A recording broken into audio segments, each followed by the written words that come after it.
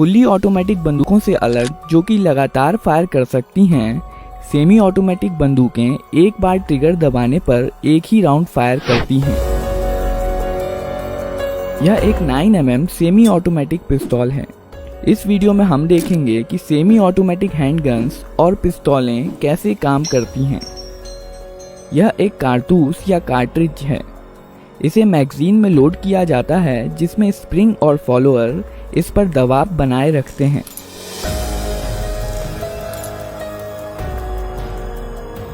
Magazine का design कुछ इस प्रकार का होता है कि कारतूस आगे स्लाइड होकर ही बाहर आ सकता है। इस मैगजीन को बंदूक में रखा जाता है।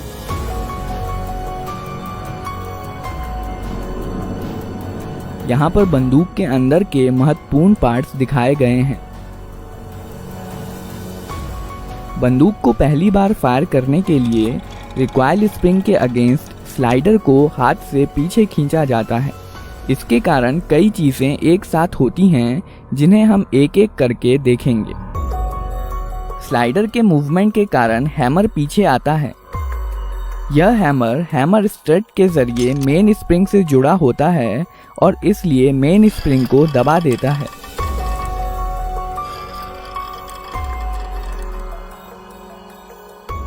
यह सीयर है। यह हैमर के मूवमेंट को कंट्रोल करता है।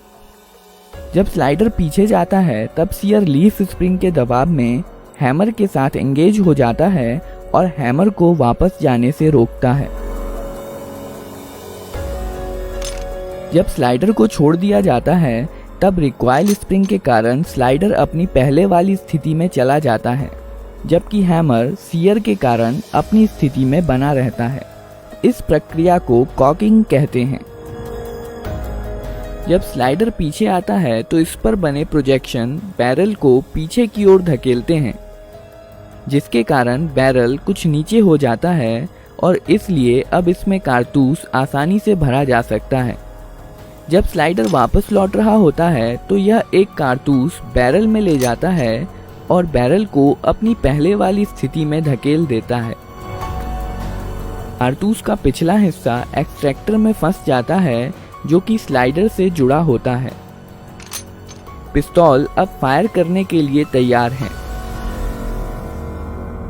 जब ट्रिगर दबाया जाता है, सीयर डिस्कनेक्टर के माध्यम से धकेल दिया जाता है, जिसके कारण यह हैमर से डिसएंगेज हो जाता है। हैमर अब फ्री है और मेन स्प्रिंग के दबाव में यह फायरिंग पिन जो कि स्लाइडर में फिक्स्ड होती है से जा टकराता है। बदले में यह फायरिंग पिन कारतूस के प्राइमर पर स्ट्राइक करती है।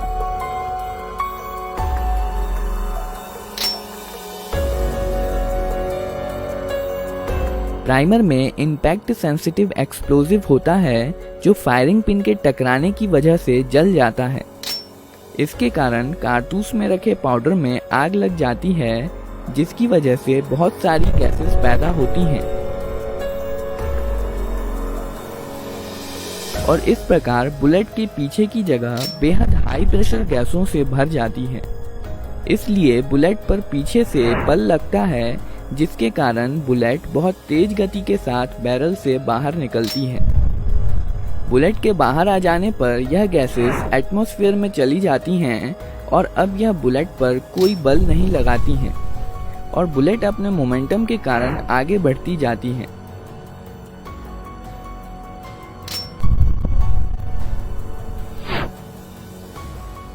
बैरल में कुछ लकीरें और खांचे बने होते हैं जो आगे बढ़ते समय बुलेट को स्थिरता के लिए घुमा देते हैं। विस्फोट की कुछ एनर्जी स्लाइडर को पीछे धकेलने में इस्तेमाल हो जाती है। केस या खोखा स्लाइडर के साथ पीछे आता है और इजेक्टर की मदद से बाहर निकाल दिया जाता है।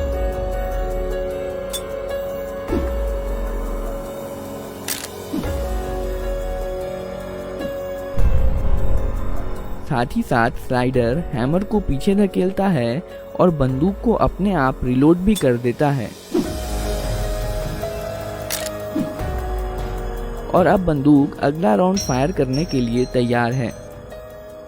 ट्रिगर दबाने पर सीधे सीयर पर धक्का नहीं लगता है। सीयर डिस्कनेक्टर की मदद से धकेला जाता है। जब स्लाइडर पीछे की तरफ जाता है तो इस पर बने स्लॉट की मदद से यह डिस्कनेक्टर को नीचे की तरफ खिसका देता है।